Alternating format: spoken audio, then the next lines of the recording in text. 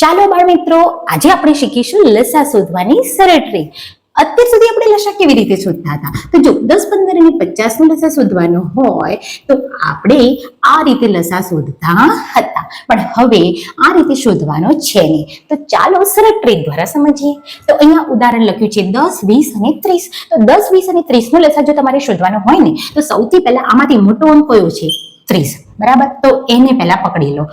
હવે લો 10, તો 10 ના ઘડિયામાં 30 આવે છે ખરા? હા, તો 10 ને કરી દો કેન્સલ. હવે જુઓ 20 ના ઘડિયામાં 30 આવે છે ખરા? નથી આવતા. તો શું કરવાનું? જો ઘડિયામાં ન આવતા હોય તો આ જે અંક હોય, સૌથી મોટો અંક હોય, એને પહેલા 2 વડે ગુણવાના, 3 વડે ગુણવાના, 4 વડે ગુણવાના, એવી રીતે ગુણતા જવાનું. ચાલો આપણે આને સૌથી પહેલા 2 વડે ગુણીએ તો કેટલા આવ્યા? 60. હવે જુઓ કે 20 ના ઘડિયામાં 60 આવે છે ખરા? હા, તો 60 એ આપણો શું બની જશે?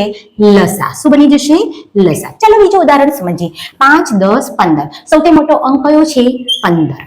હવે 5 ના ઘડિયામાં 15 આવે છે ખરા? હા, તો 5 ને કરી દો કેન્સલ. હવે 10 ના ઘડિયામાં 15 આવે છે ખરા? નથી આવતા. તો શું કરવાનું છે? 15 ને 2 વડે ગુણો. કેટલા આવશે?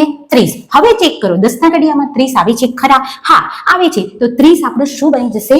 લસા. ચાલો નવું ઉદાહરણ સમજીએ. 10, 15, 50. સૌથી મોટો અંક કયો છે?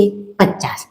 હવે આપણે જોવાનું છે 10 ના ઘડિયામાં 50 આવે છે ખરા? હા, તો 10 ને કરી દો કેન્સલ. હવે જુઓ 15 ના ઘડિયામાં 50 આવે છે ખરા? નથી આવતા. તો હવે આપણે શું કરવાનું છે? તો 50 ને પહેલા 2 વડે ગુણો. તો કેટલા આવશે? 100.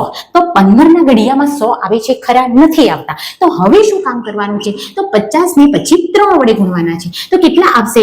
150. હવે ચેક કરો 15 ના ઘડિયામાં 150 આવે છે ખરા? હા, 15 દાને 150. તો હવે 150 આપણો શું બની જશે? લસા. ચાલો નવું ઉદાહરણ સમજીએ. 10, 13, 20. સૌથી મોટો અંક કયો છે? 20. હવે ચેક કરો 10 ના ઘડિયામાં 20 આવે છે ખરા? હા, તો 10 ને કરી દો કેન્સલ.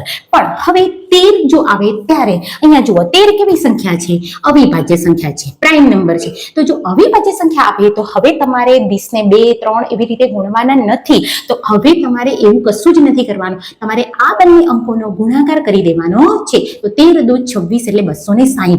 એ જ આપણો લસા બનશે. તો જો અવિભાજ્ય સંખ્યા આવે ત્યારે તમારે 2, 3, 4, 5 એવી રીતે ગુણવાના નથી. શું કામ કરવાનું છે? એ બંને અંકોનો ગુણાકાર કરી દેવાનો છે. એ જ આપણો લસા.